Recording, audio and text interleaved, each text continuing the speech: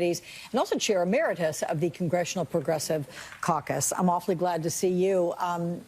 Talk about the bill that's passed and what it says to you, though. And I'm not trying to be negative, Nellie, because I know that there are those, including your colleague Jason Crow, who said, hey, let's just revel in this right now. But I have to point out that 0 Republican senators voted for this bill. What does that tell you? Sure, Alex, and thanks for having me. In many respects, I just have to say Democrats have fought for everyone in this country, regardless of their party affiliation. And what it tells me is that we're holding it down for the American people. The Republicans certainly are not. I don't know how they're going to go home and say they voted against, for example, providing a $1,400 direct assistance payment. How they're going to go home and say that they did not support additional funding for vaccines.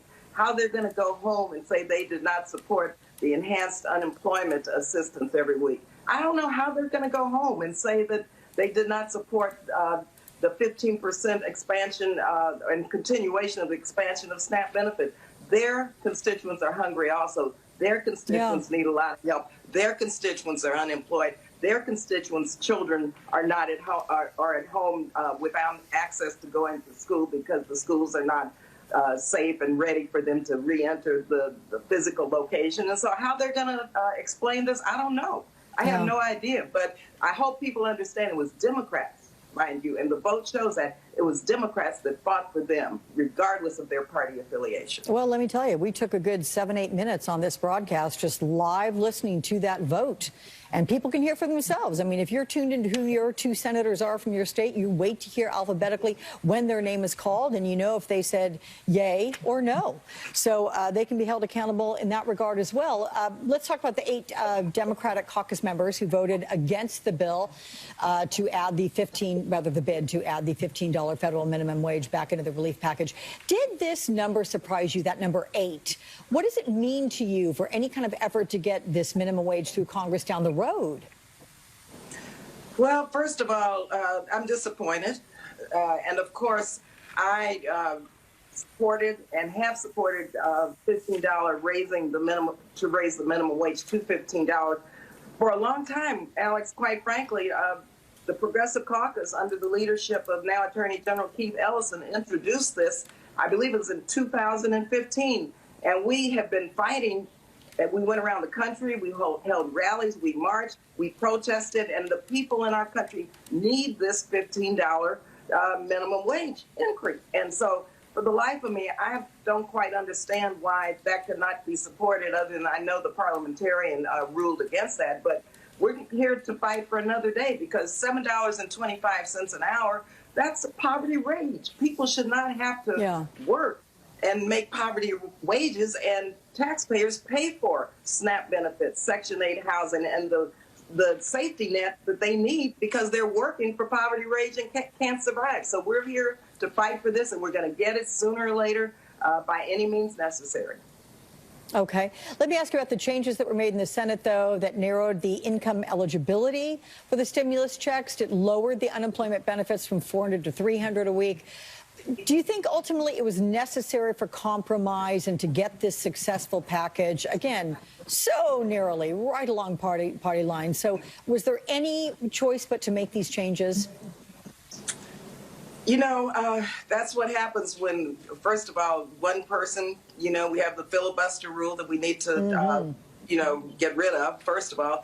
But secondly, I preferred, naturally, the House bill, because we passed it with the $400 a month enhanced employment benefits, and really it was a better bill to address the lives and livelihoods of American families. But I understand the art of compromise, and with such a narrow margin in the Senate, I assume that's all they could do to get the votes to pass it. But believe you me, we're going to keep fighting to make sure that the American people get what they deserve, because through no fault of their own, they've lost their jobs. They've lost their access to housing, their rental assistance, which we put in the bill. They've lost so much during this pandemic, and it's up to us as federal officials to provide that safety net, and as their representatives to make sure that their lives are made whole. And so we're going to keep fighting. We're here and going to just keep going.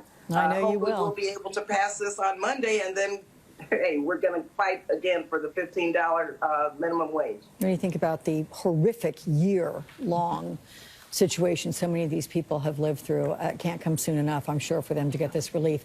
Let me ask you quickly about the other bill that was passed in the House, the George Floyd Justice in Policing Act. This is the second time the House passed this bill. Are you more hopeful that the Senate will pass it this time around? Well, I'm hopeful. You know, it's hard to be a member of Congress and not be hopeful, and it's hard to not know and recognize that we fought so hard for generations, really, as African Americans, to address justice in policing. And I just have to say that the Congressional Black Caucus, Congresswoman Karen Bass, all of our leadership, everyone did such a phenomenal job to get this bill off of the floor last year and this year. And so let's hope that the Senate understands the necessity to have some justice in policing. When you look at the fact that chokeholds still are not banned, when you look at the fact that this bill included provisions to end racial profiling, for a national database, also to end the qualified immunity.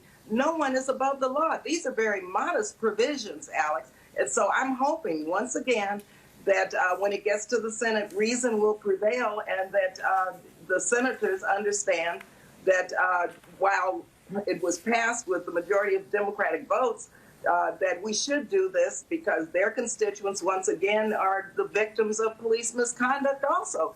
And so it's long overdue. And again, Congresswoman Karen Bass led the effort in the House and negotiated a very good bill. And so let's hope that the senators understand that this has to be done, and it should be done quickly.